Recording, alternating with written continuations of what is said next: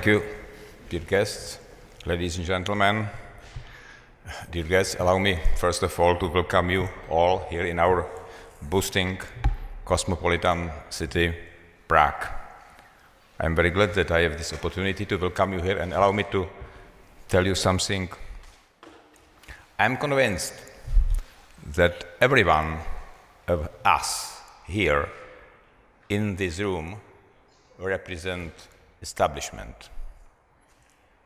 Every one of us here in this room represents something like the upwardly mobile class.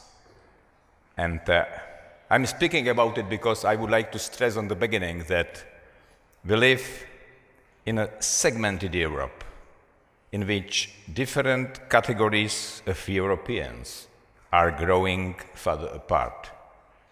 There is a Europe of Erasmus-educated and upwardly mobile people who reap benefits from economic integration and freedom of movement, and of those who struggle against stagnating wages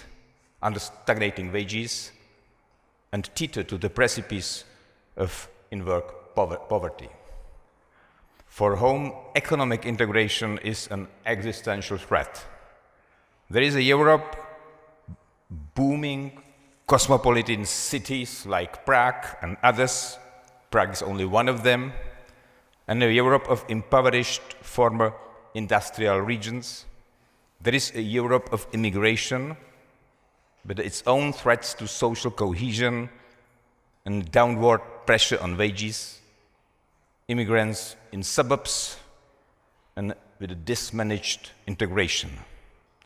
And also the Europe of emigration causing brain drain and leaving behind deserted villages. And such divergences carries obvious political implications. There is a Europe of those who embrace EU's postmodern identity and institutional framework as a force for peace and democracy, and those who feel alienated and excluded from what they see as an illegitimate agent of globalization madness. And historically, the process of European integration had been a powerful force to social cohesion, bringing inequalities across, bridging inequalities across and within European societies through its four freedoms. It was so since 70s, maybe 80s. In Czech Republic, European integration helped transform our economy for the better. It brought immense expansion of trade and investment. It delivered unprecedented levels of prosperity. And yet, for all the support from the EU, the gains of integration remain skewed in favor of the fortunate minority. Nearly 3 decades after 1989 and 13 years after EU entry, it is now obvious that the promise of real convergence with Western Europe in wages and living standards is failing. EU's inability to close the social gap is the single biggest risk to the common market and to Europe's long-term political cohesion. It is a harbinger of future political conflicts and also radicalisation, not just between creditors and debtors in the Eurozone, but also between new and old member states. And the controversy surrounding the Posted Workers Directive is a case in point. It has entrapped our governments in self-fulfilling narratives and negative stereotypes. New member states are accused of social dumping, siphoning out jobs and deforming labor markets in Western Europe. And old members are accused of discriminating practices with an intent to dent our competitiveness. EU member states must come to a broad agreement whereby impediments to the single market, such as discriminatory measures and fragmented regulatory regimes, would be lifted alongside the establishment of an EU framework setting out common social standards for the single market. The alternative is a new wave of protectionism compounded by a new race to the bottom to gain competitiveness at the expense of fellow member states. To avert it, the EU must create or build new equilibrium between market, liberalization, and social justice for all Europeans. And I am speaking about only one side of these problems of possible destabilization and radicalization, because I'm convinced, sometimes I have a feeling, that the main problems is in ourselves, that the main threat resides inside. That is, and the radicalization is a sign of inability of our social and political order to inspire confidence and trust. It indicates that we have failed to convince a sizable part of our population that we are capable of vigorous response to a number of trends: growing inequality, transformations in the world of labor, deteriorating security environment. In the past decade, a large number of people have lost the faith that change is for the better and that leaders can deliver on their promises. But it's one side, these threats, which I see inside. But allow me also to mention the threat from outside. Last autumn in Vienna, I had the chance to speak at the Institute für Wissenschaft for Menschen to inaugurate the first Czech-Austrian discussion forum. I spoke about the contribution of Jan Patočka, a Czech philosopher, to our subject. Patočka distinguishes between moderate and radical modern civilization and pleads for the former, for this moderate. Nonetheless, in Patočka's analysis, one thing was salient. However misguided, radicalism was a modern, openly progressive gesture. I can tell you it's something a little bit fascinating me, this Patočka note. Because maybe I'm nearly precise, but what this Patočka is saying is this. First time in history, we have a huge amount of people, conscious, more and more educated, informed, equipped with new expectations. It is something like mass of people, unstoppable energy, uncontrollable movement. Also because of new techniques, new technologies, because in the world we are facing these lifting barriers and broken barriers between countries and civilizations. We have something like new openness in our planet. And at the same time, as this Patočka is stressing, it's logical that we have to face also this growing tendency to violence, terrorism, and chaos. All these features are signs of loosening of masses of movement. But the question is how to bind, how to harness, how to master this movement of this power. And what seems to be fascinating, then when I read one of the last articles of Zbigniew Brzezinski, I was surprised that Brzezinski is for a few maybe 20, 30 years speaking about something very similar. Brzezinski is also speaking about something like wake up or awakening which we are facing now. And he's saying, we should be focused on the non-Western world's newly politically aroused masses. Long repressed political memories are fueling in large part the sudden and very explosive awakening energized by Islamist extremists in the Middle East. But what is happening in the Middle East today might be just as the beginning of a wider phenomenon to come out of Africa, Asia, and even among the pre-colonial peoples of the Western Hemisphere in the years ahead. And it is something new because Brzezinski is convinced that periodic massacres of their not so distant ancestors by colonists and associated wealth seekers, largely from Western Europe, resulted within the past 2 or so centuries in the slaughter of colonized people on a scale comparable to Nazi World II crimes, literally involving hundreds of thousands and even millions of victims.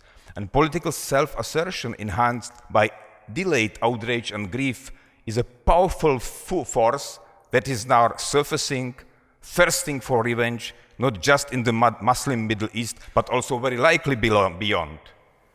It's interesting because Brzezinski is saying in a very similar way like Patočka, that the education and growing education is the source of this awakening and is also the source of this radicalism, if you understand.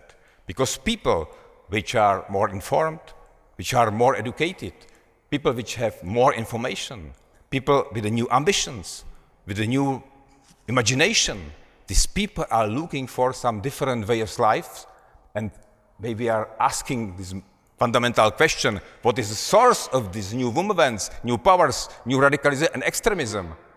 It seems interesting to answer that also education is the source of this new movement. And this raising masses, as Patočka is saying, is something very closely connected with this new picture.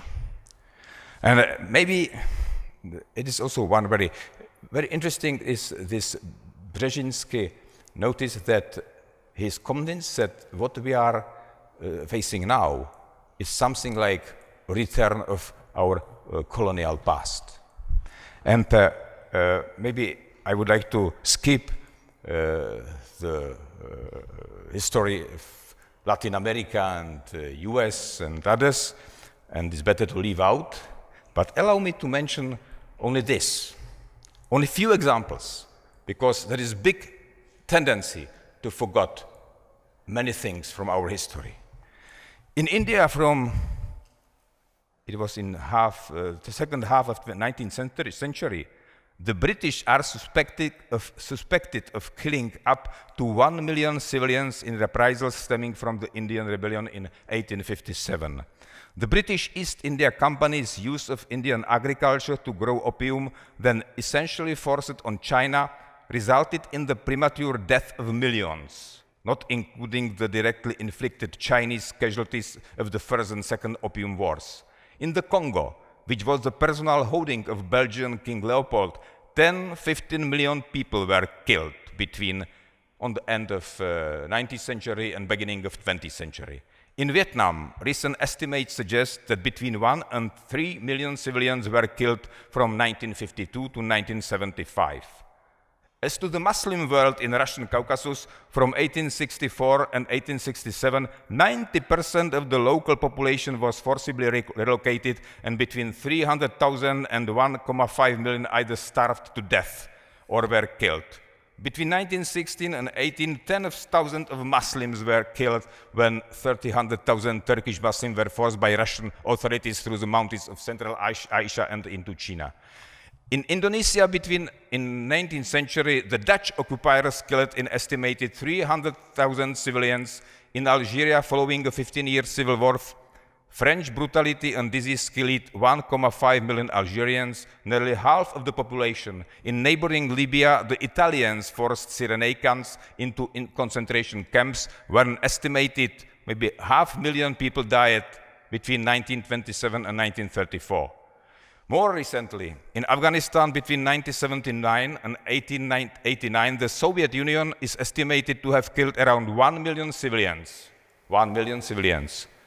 2 decades later, the United States has killed 26,000 civilians during its 15-year war in Afghanistan. In Iraq, 165,000 civilians have been killed by the United States and its allies in the past 13 years.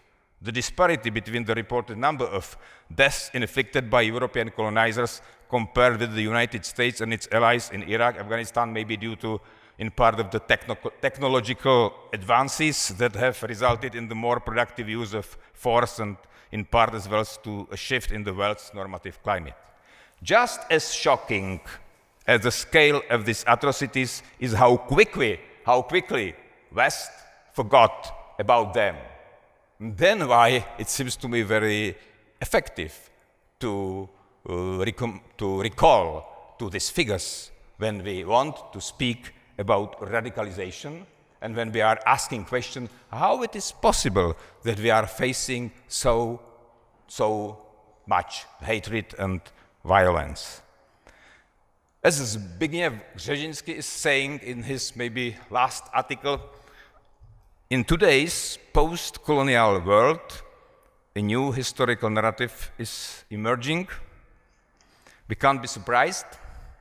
A profound resentment against the West and its colonial legacy in Muslim countries and beyond is being used to justify their sense of deprivation and denial of self-dignity. And maybe what I can recommend on the end of this speech, probably what we need is patient persistence in forging cooperation relationships with some partners, old and new, as well as joint efforts with more established and historically rooted Muslim states like Turkey, Iran, Egypt, and also probably Saudi, if it can detach its foreign policy from Wahhabi extremism. I am convinced that we have not so much option.